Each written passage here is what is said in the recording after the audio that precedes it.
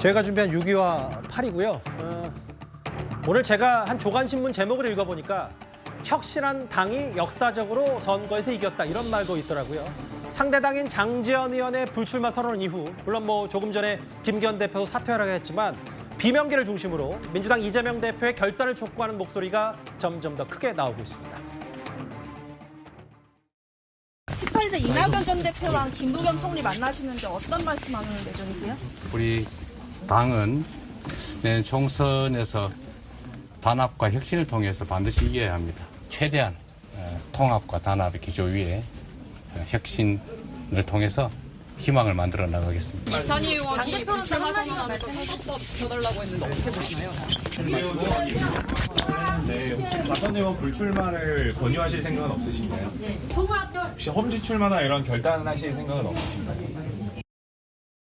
이른바 친명계 그 중진 핵심 인사들 이런 사람들이 의원들이 나 험지 가가지고 마음 펴놓고 네. 당에서 얘기하는 대로 모든 것을 백의종군할 테니까 예. 불출마하면 불출마할래 이런 게 만약에 10명만 있다면 완전히 총선판을 가를 겁니다. 네. 그래서 저희라도 나서서 우리가 백의종군할 테니 한번 다른 사람들도 좀 한번 보자 이런 예. 얘기라도 해볼까 이런 고민도 하고 있습니다. 식으로? 당신들이 기득권자인데 기득권자가 왜 백의종군 안 하냐? 국민의힘은 이미 하고 있는데.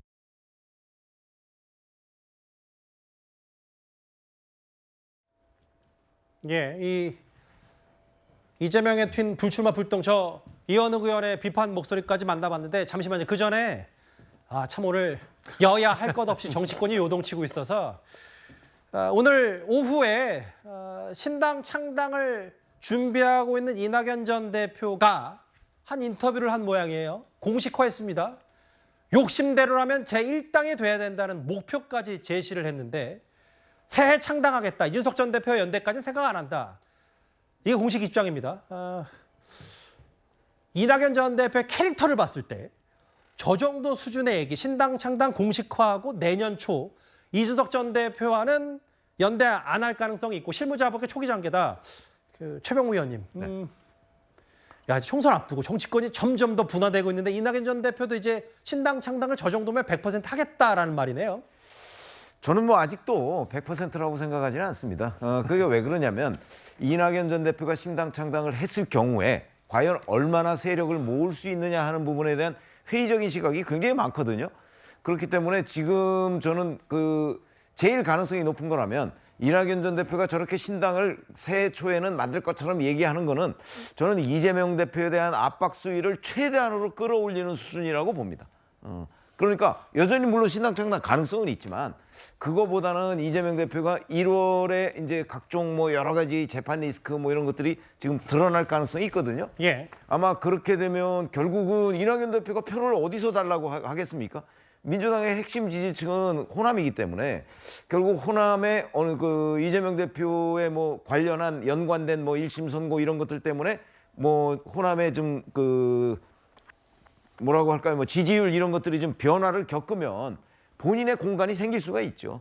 저는 오히려 그런 걸 노리는 것 아닌가 싶은 생각이 들고 예. 그렇지 않고 이재명 대표가 만약에 1월 달까지 건재하다 이렇게 된다면 이낙연 전 대표가 신당을 만든다고 해도 지금 본인이 당선시킬 수 있는 곳이 별로 없는 것 아닌가요? 전 그런 생각이 들기 때문에 지금 압박 수위를 최대한 높이는 단계로 본다.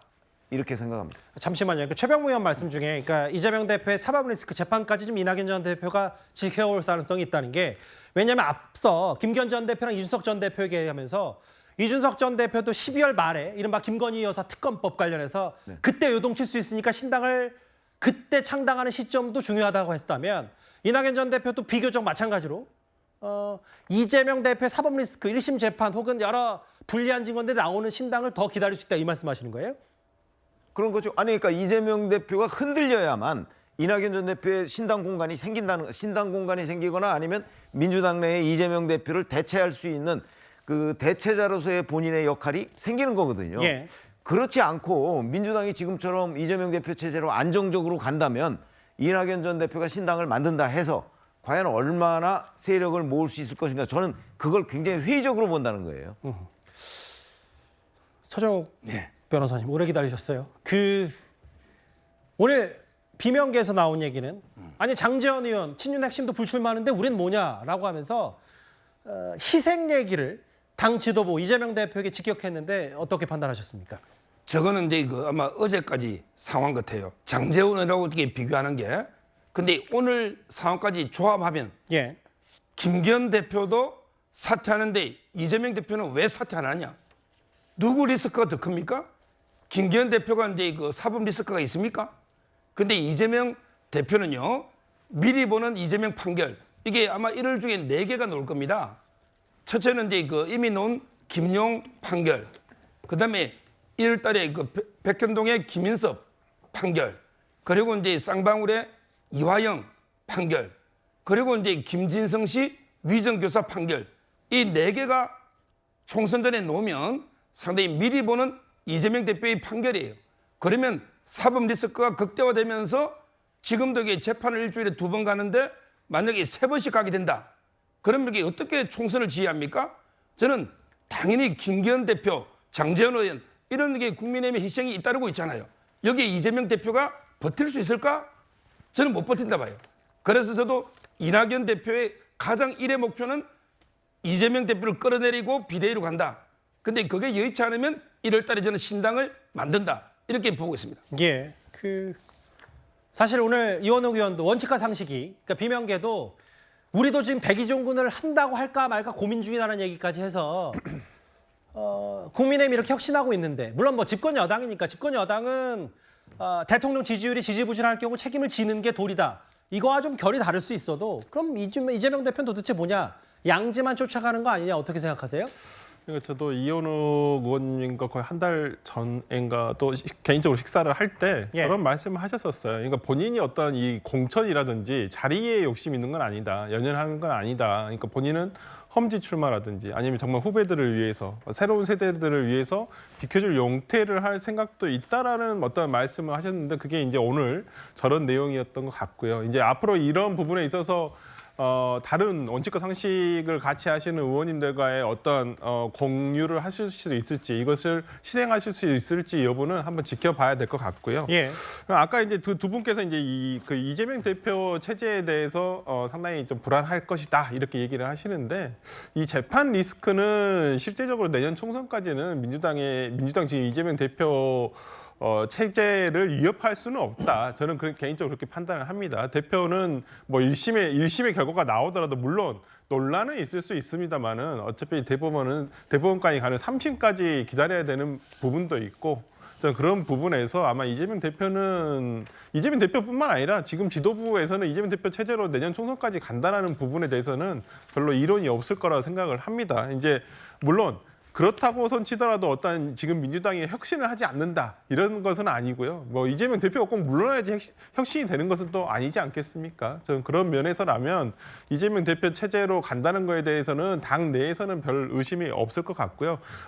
이재명 대표 체제의 어떤 그 흔들림과는 상관없이 저는 이낙연 대표 오늘 그 인터뷰하신 내용을 직접 들어봤었을 때는 일단은 가겠다라고 얘기를 하시는 것 같아요. 저는 그럼에도 불구하고 당내에 남아주셨으면 하는 마음이 더 크지만은 지금의 어떤 상황이라든지 말씀하시는 내용은 어느 정도 입작업이 지금 이루어지고 있다. 그리고 실제 제가 들은 내용도 이재명 대표를 지지하는 뭐 민주주의 실천 행동이라는 모임에서 그 창당에 필요한 정도의 당원 수는 어느 정도 확보를 했다라고 제가 들었기 때문에 예.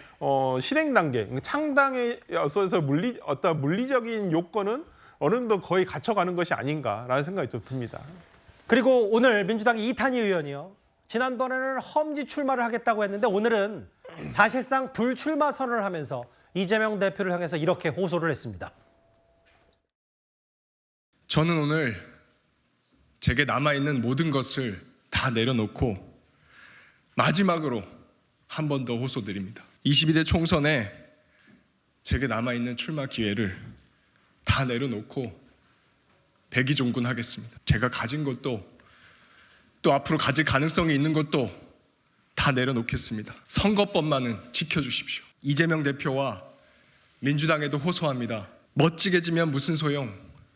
그게 아닙니다. 멋지게 이깁시다. 용기를 냅시다. 양당 기득권이 아니라 국민 편에 서겠다고 했던 대국민 정치개혁 약속을 지킵시다. 그리고 지역구에서 일당합시다. 연합 정치를 통해서 더 크게 이길 수 있습니다. 멋없게 이기면 총선을 이겨도 세상을 못 바꿉니다. 대선이 어려워집니다.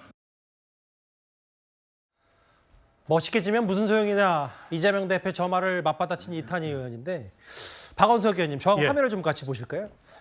일단 민주당의 불출마 의원들 4선의 우상호 의원, 박병석 의원 6선, 나머지 오영환, 강민정, 오늘 이탄희 의원과 홍성국 의원이 불출마하겠다고 해서 총 6명이긴 한데 문제는 또 이제 장제원 의원이 불출마한 거와는 무게감이 좀 다를 수 있고 다음 화면요. 근데 이제 민주당의 중진 의원들은 또 장제원 의원의 불출마를 꽤 평가절하하고 있는데 어떻게 중간에서 바라보세요? 아니 글쎄요, 저 6분 중에는 출마를 좀 하셔야 되지 않을까 이렇게 생각이 드는 분도 오히려. 있고, 이탄희 의원 같은 경우에는 이제 결국에는 선거제도 이 연동형제도를 지켜야 된다 이런 이제 진정성을 가지고 일관되게 발언을 해왔고 급기야 그걸 위해서 이제 본인의 백의종군 불출마까지 했는데 안타까운 생각이 우선 들고요.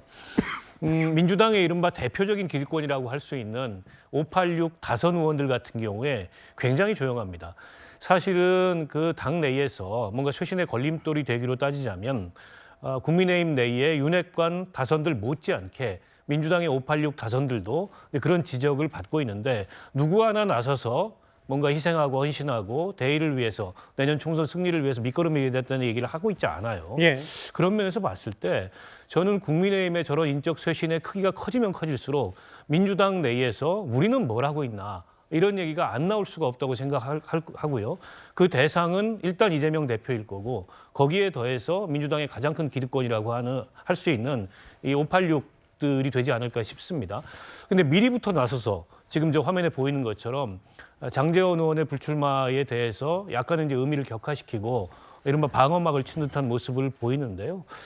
민주당 내에서 사실은 이 저런 어떤 586들의 오래된 기득권에 대한 도전이 별로 없거든요. 저는 그런 점이 잘 이해가 안 돼요. 우리 옆에 앉아 계신 설주환 변호사도 그렇고 민주당 내의 젊은 정치인들이 훌륭한 어떤 이 자원이 될 수 있는 그런 분들이 많이 있는데 왜 저런 586 기득권에 대해서 국민의힘만큼도 도전을 하지 않을까 그런 점이 좀 의아스럽습니다. 그러니까 민주당이 좀 내부에 희생 없이 이재명 대표에게 충성 경쟁뿐이다 이런 비명계의 비판도 있습니다.